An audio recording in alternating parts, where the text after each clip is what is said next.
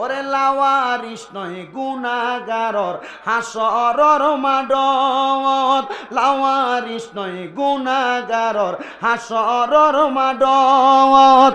রহমতর চাদর যখন মুস্তাফার আতত, রহমতর চাদর যখন মুস্তাফার আতত। হডে যাইব উম্মত ওয়ালা উম্মত ফেলাই, কোথায় যাবে উম্মত ওয়ালা উম্মত ফালাই। কলিজাটাও মদিনায় রাখিয়াই তো সাই, মদিনাওয়ালার দেশত আশেক যখন যায়, কলিজা গানো মদিনাত রাখিয়াই তো সাই, কলিজা গানো মদিনাত রাখিয়াই তো সাই। চট্টগ্রামের একজন আশেক নূর সাজ্জাদ ভাই চট্টগ্রামের ভাষায় অত্যন্ত সুন্দরভাবে মদিনার নবীর শানটাকে উনি তুলে ধরছেন। চিটাঙ্গের ভাষায় বলতেছে, হইত ন পারে তারাও যারা আসিলি মদিনায়, না মানে বলতে না পারে তারা যারা যারা মদিনাতে ছিল। আশেক সুরে বলতেছে, হইত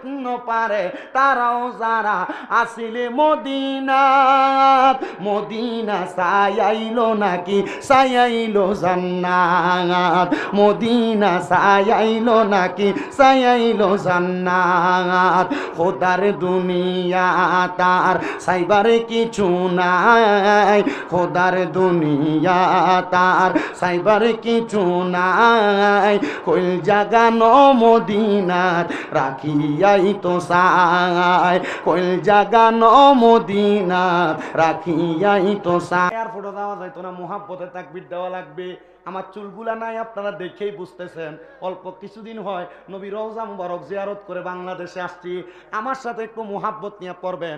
আমি দোয়া করে আসছি মদিনা শরীফের সামনে দাঁড়াইয়া, আল্লাহ সুন্নিয়তের ওয়াজ মাঠের মধ্যে কত মানুষকে নিয়ে দুরুদ সালাম করি, এরা যদি মদিনায় না আসতে পারে এদের মনের মধ্যে বড় একটা কষ্ট থাকবে। ও আল্লাহ, নবীজি রওজার সামনে রাইকা তোমার কাছে বইলা যায়, তোমার পাগলদেরকে তোমার বান্দাদেরকে মরণের আগে একবার মক্কা মদিনা না আইনা মরণ দিও না। আর যদি মক্কা মদিনা না আনো, মরার আগে একবার তোমার হাবিবরে স্বপ্ন দেখাইও। বাবান রে, জানেননি বাবা কত মজা, মদিনা শরীফের সামনে দেয়া যখন কেউ নামাজ পড়ে, কাবা ঘরের কালা গিলাপটার দিকে ছায়া ছায়া যখন কেউ নামাজ পড়ে, আমার ভাই কালাম পাটোয়ারি গেছে তারা জিজ্ঞাস করবেন, ওই কাবার দিকে তাকাইলে চোখের পানিগুলা বায়া বায়া পড়ে। কত মানুষকে দেখছি কাবা ঘরের গিলাপের দিকে তাকায় তাকায় কান্দে। এখানে কত মানুষ মক্কা মদিনায় গেছেন, তারা মাঝে মাঝে জিজ্ঞাস করবেন মক্কা মদিনায় যাইলে কেমন মজা লাগে। দুনিয়ার মসজিদে নামাজ পড়ে একরকম লাগে, কিন্তু আল্লাহর কাবা ঘরের সামনে মসজিদে নববীর মধ্যে নামাজ পড়লে আর একটু বেশি মজা লাগে। কারণটা কি জানো? ওই জায়গাগুলোর মধ্যে আল্লাহর হাবিব মুহাম্মাদুর রাসূলুল্লাহ নামাজ আদায় করেছে। আল্লাহ, আমার কাছে টাকা নাই, আমার কাছে পয়সা নাই, সাধ্য নাই মক্কা মদিনা যাইতাম। আল্লাহ ঘুমের ঘরে একবার মক্কা মদিনার তাওয়াফ জিয়ারত নসিব করো।